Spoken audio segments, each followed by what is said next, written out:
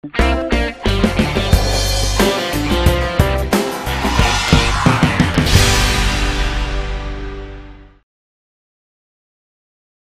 발랄한 전복을 꿈꾸는 정치 놀이터 정치바의 PT쇼 시즌2를 시작하겠습니다. 안녕하세요. 저는 한겨레 정치팀의 김원철 기자입니다. 저희가 정치바를 표방하고 있다 보니까 제가 약간 바텐더 느낌을 느껴보시라고 앞치마를 했는데 바리스타 아니냐 뭐 이런 얘기도 있고 잘 안 어울린다는 평가도 있습니다. 하지만 계속 고수하고 있고요. 앞서 잠깐 설명드렸지만 저희가 이 PT쇼는 저희 정치바에서 그 시민 여러분들과 정치를 좀 오프라인에서 만날 수 있는 자리를 마련하자는 취지로 지난해 12월부터 매달 하고 있는 행사입니다. 매달 이 자리에서 똑같은 포맷으로 진행하고 있고요. 10분간 각 연사분들이 같은 주제로 발표하실 거고요. 오늘의 주제는 나에게는 꿈이 있습니다. 초선들의 출사표라는 주제로 20대 국회 초선 의원분들의 말씀을 들어보는 시간을 마련했습니다. 10분 시간을 지켜주셔야 됩니다. 왜냐하면 4분이시기 때문에 조금씩 늦어지면은 감당이 안 되거든요. 그래서 앞에 저희 타이머 있고요. 9분 지나면은 종을 한번 쳐드리겠습니다. 그리고 10분째 발표를 마쳐주시면 되겠습니다. 오늘 첫 번째 연사 소개부터 하겠습니다. 말이 필요 없는 국방 전문가. 지난 4월달 PT쇼에도 정의당 대표로 모셨습니다. 근데 그때는 주제가 우리 정당의 표를 달라 이런 주제였기 때문에 막상 본인의 전문 분야인 국방 분야에 대해서는 많이 말씀을 못 하셨어요. 그래서 저희가 이번에 다시 모셨습니다. 20대 국회 국방위에서 맹활약이 기대되는 김종대 당선자 모시겠습니다.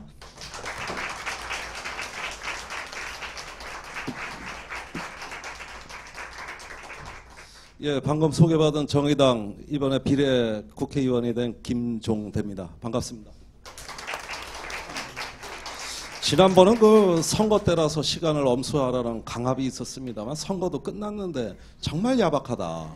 뭘 저렇게까지 조금 더 우리 사회가 여유와 관용이 있었으면 좋겠다는 생각이 듭니다. 자, 저는 저 스스로를 최소주의자라고 생각합니다. 정치는 항상 이렇게 그 어떤 최대를 행복하게 한다는 언어의 마술을 부립니다만은 결국은 이 공리주의라는 하나의 최대 다수의 최대 행복이라는 말인 우리를 많이 혼란에 빠뜨리고 있습니다. 결국은 저기서 말하는 다수는 언제든 소수가 될 수 있는 불안한 다수입니다. 그럼에도 불구하고 이 다수와 집단을 위해 가지고 당연히 소수 또는 개인을 희생을 해야 된다는 것이 하나의 이데올로기로서 이렇게 되다 보니까 우리가 요즘 얘기하는 공동체 개념에 사람이 사라지고 있습니다. 국민이 없는 국가 또는 민중이 없는 민족, 시민이 없는 시장 이렇게 자꾸 추상화되면서 집단화되는 이런 것들은 기존의 언어라고 생각합니다. 그러나 저는 그것보다는 더 좁혀서 구체적으로 사람의 얼굴이 살아있는 최소주의자가 되겠다고 하는 것이죠. 최대 다수라는 말의 이데올로기적인 이런 어떤 허상을 우리는 소수가 될 수 있다는 불안한 다수를 자각하는 것으로부터 벗겨낼 수 있다고 봅니다. 결국 정치라는 것은 우리가 사람을 행복하게 할 수 있는 게 정치냐? 저는 그렇게 생각하지 않아요. 정치는 사람을 행복하게 하지를 못합니다. 다만 행복해질 자격이 있는 사람이 불행해지는 건 막을 수 있다고 봅니다. 그런 만큼 목표는 최소치에 둬야 된다고 생각하는데 자꾸 정치의 언어는 최대치를 향해서 달려가는 경향이 있죠. 결국 좋은 정치라는 건 사실 존재하지 않을지도 모릅니다. 다만 나쁘지 않은 정치는 존재할 수 있는 것이죠. 우리가 존재함으로써 누군가 불행해지는 것을 막을 수도 있는 겁니다. 그런 점에서 뭐 탈북자, 외국인 노동자와 그 자녀, 성소수자, 비정규직, 세월호 유가족 등등 많은 저 소수의 이름들을 누가 대변해 줄 것인가, 어떻게 대의해 줄 것인가가 아무래도 진보 정당에 몸 담은 저 같은 사람이 견지해야 될 자세라고 생각을 합니다. 자, 이제는 하나의 어떤 그 시대 정신이 저는 바뀌고 있다고 생각합니다. 지난 20년간 IMF 세대로부터 이제는 드디어 세월호의 첫 세대가 올해 총선 때 투표를 했습니다. 그런 만큼 시대 전환, 즉 시대 정신의 전환이 일어나고 있다고 생각이 되는데 우리가 기존에 배웠던 건 이런 겁니다. 토끼가 자고 있을 때 거북이는 열심히 달리면서 저 거북이같이 되라고 우리는 교육을 받아왔어요.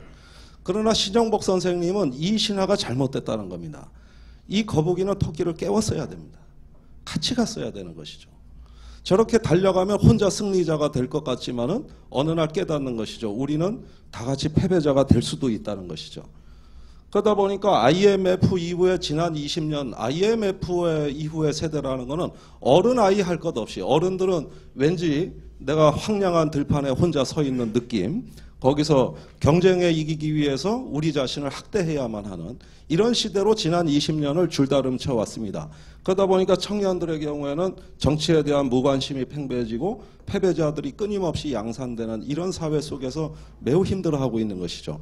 요즘 청소년들이 박근혜 대통령이 박정희 대통령의 딸인지 부인인지 구분을 못합니다. 그럴 정도로 먼 나라의 이야기, 오직 지금 당장 나의 경쟁, 나의 어떤 생존의 어떤 불안 속에서 외연을 확대하지 못하고 자꾸 우리는 이렇게 작아져 왔던 것이죠.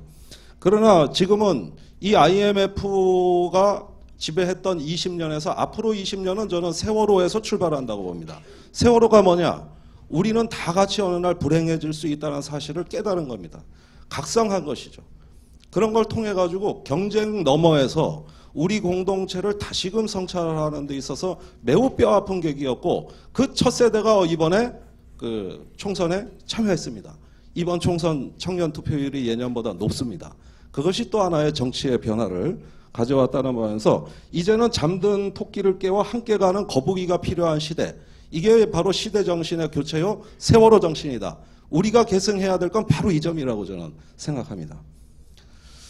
그래서 저도 계속 현장에 다니면서 그 선거 때도 다녔습니다만은 안산의 그 분향소에 갔을 때 많은 어머니들하고 얘기를 했는데 어머니들이 그렇게 얘기하셨습니다. 우리 아이들이 이 정치판 그냥 놔두지 않을 거다. 바꿀 것이다. 이렇게 하면서 어떤 전문가도 예상하지 못한 그런 어떤 그 간절함을 보여주셨고 그것이 총선에서 득표로 이어졌습니다. 저는 이런 어떤 그 시대 정신을 제가 전문으로 하고 있는 군대 문제에 좀 적용을 해보고자 합니다. 지금 군대는 여러분들이 아시는 것보다도 훨씬 심각한 위기에 봉착해 있습니다. 21세 남성 인구가 올해 36만 명인데 이게 2022년에 25만 명으로 11만 명, 약 30% 가까이가 줄어듭니다. 매우 급격한 인구 절벽이죠.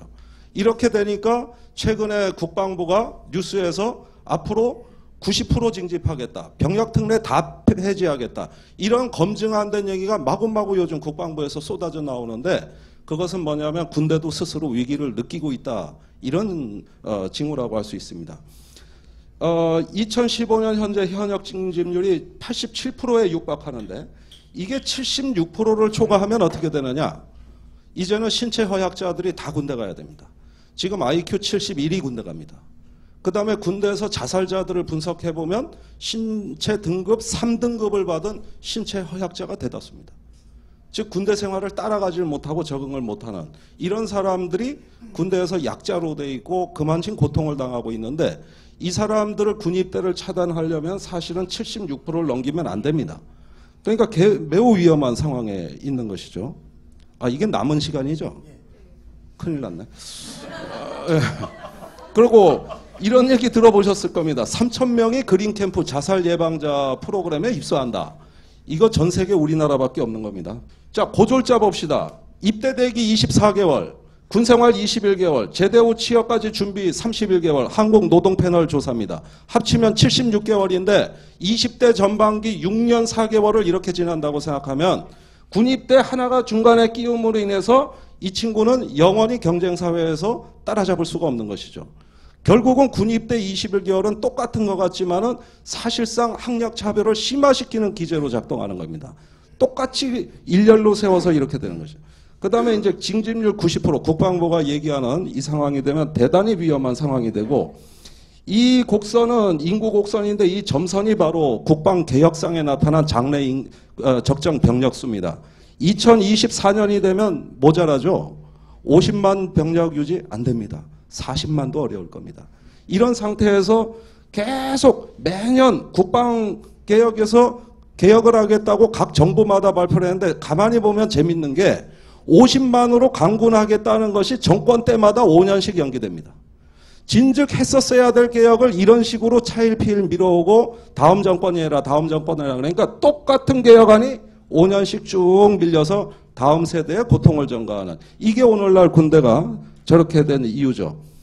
런닝 팬티 자기 돈 두고 사라 그럽니다. 이거 요즘 보급 안 해줍니다. 그 다음에 저기 방탄복 저거 뚫립니다. 저거 방탄복이 관통이 되면 그게 통탄복이지 어떻게 관통복. 그 다음에 저 세탁기 때문에 군대에서 싸움이 많이 나요. 대대당 세대 세탁기를 주는데 이거 한번 차지하기 하늘의 별 따기입니다. 2, 3시에 일어나 또 손빨래 해야 되고 여기서 주로 왕따 집단 갈등들이 생겨나는 거거든요. 이렇게 아이들이 이제 살고 있고 여기서 결국은 저는 우리 국방의 핵심은 이제 인간의 재발견, 즉 우리가 왜 이렇게 살아야 하는가, 이 평양의 사람이 중심이 되는 이제는 일선의 전투원들의 생명 가치로부터 우리 국방개혁이 시작돼야 된다고 보고 있습니다. 그래서 저의 우선 1호 법안은 이건 굉장히 급합니다. 우선 저학력자한테도 군입대 우선권을 주자는 거예요. 아까 같이 24개월 대기하면은 이 친구 사회적 잉여로부터 영원히 대학 진학자 따라잡을 수가 없습니다. 그러니까 청년 생애주기 고등학교부터 사단급 이상 자체 모병 제도에 의해 가지고 인력 충원 계획이 다 공개되는 선택적 병역 제도를 하려고 하는데 시간이 모자라니 이거 어떡하냐, 자세히 설명은 못 하겠고. 그래서 선거 때 뭐 이런 공약을 내놨는데 사람들 다 허황되다 그럽니다. 근데 이렇게 안 하면 그 상황이 더 허황됩니다. 이제 시간이 별로 없습니다. 국방개혁에 힘을 보태 주십시오. 여기 지금 오늘 다른 당 의원님들도 많이 와 계시는데 이걸 허황되다고 보지 마시고 안보를 해친다고 보지 마시고 제가 먼저 앞장을 쓸 테니 제발 협조 좀 해주시면 우리 아이들이 신바람 납니다. 왜 이 좋은 걸 안 합니까? 왜 이걸 다음 세대에 미룹니까? 그래서 최고의 복지는 평화. 우리는 뭐 그러면 섭섭하지만 이걸로 마치겠습니다. 감사합니다.